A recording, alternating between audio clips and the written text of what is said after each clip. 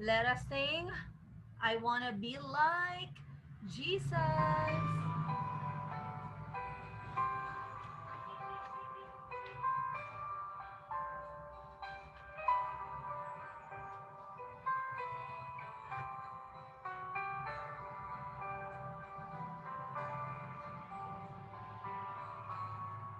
I wanna be like Jesus, think like Jesus, do what he would do. In every way, everywhere, every day, let his love and grace shine through. I wanna be like Jesus, so that Jesus will be seen in me. Father, help me be like Jesus.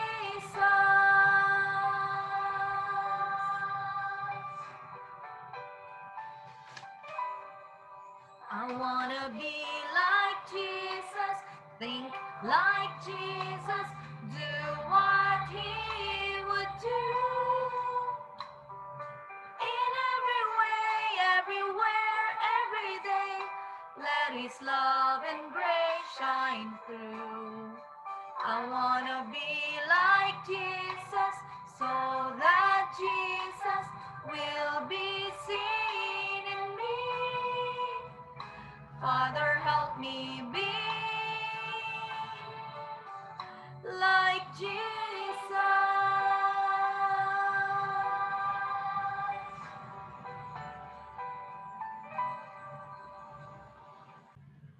Sa ating for our mother tongue, the title of our lesson is Maagang Matulog, Maagang Magising. Kung early ka mag-sleep, early ka rin we wake up. Okay po? So, kuhanin ang inyong mother tongue book at i-open ito sa page. Anong page yan? Page 27. Okay? Page 27. Okay? So, ito may picture dito. Ito si Nene. Okay? Si Nene, anong oras natutulog si Nene? Pakilagay po dito sa line. Nandyan din. I will repeat, pakilagay po yung answer sa line kung anong oras natutulog si Nene. Tingin sa clock. Okay, look at the clock. Next, eto na, nagising na si Nene. Anong oras naman siya nagising? Isulat yung answer sa baba.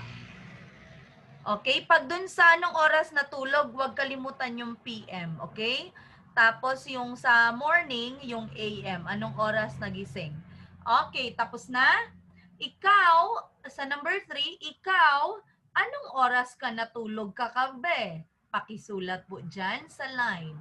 Anong oras ka natulog kagabi? Okay. Next, anong oras ka naman nagising kaninang umaga? What time ka nagising kaninang umaga? Okay na? So, close your book.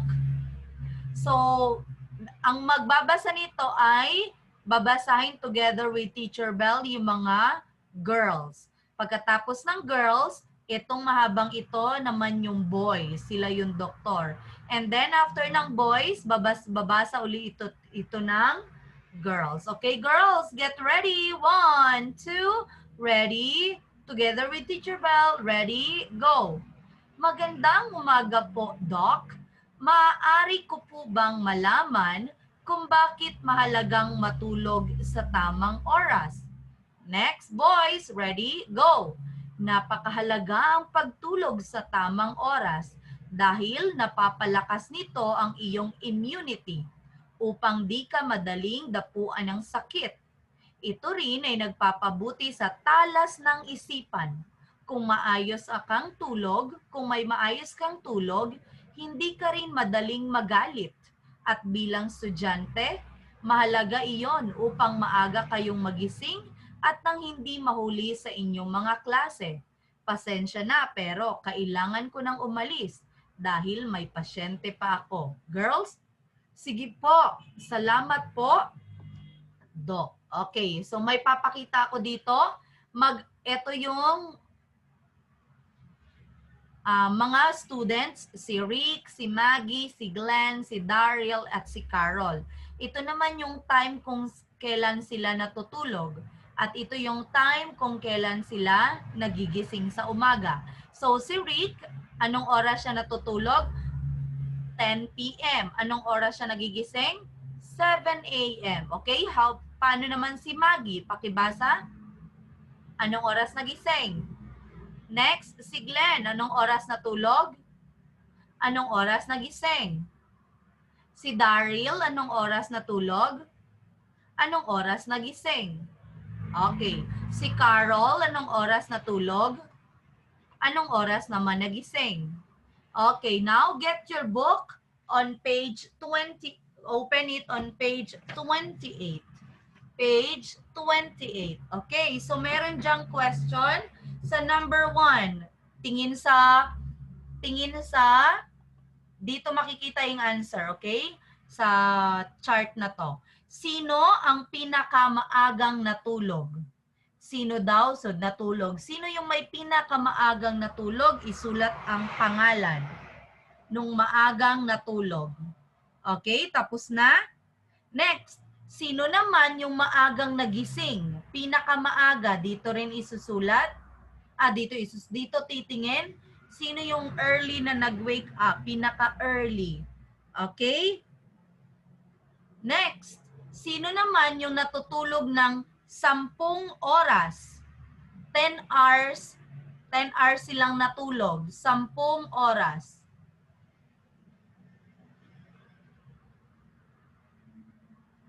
Next, sino yung pinakahuling nagising? Late na nagising.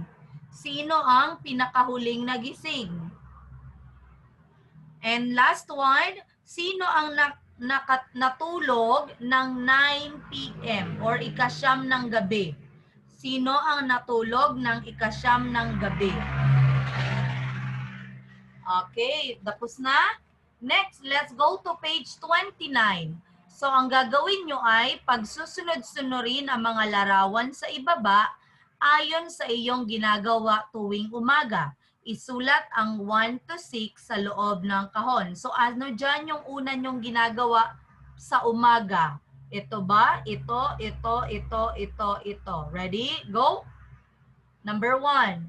Next, number 2. Next, number 3.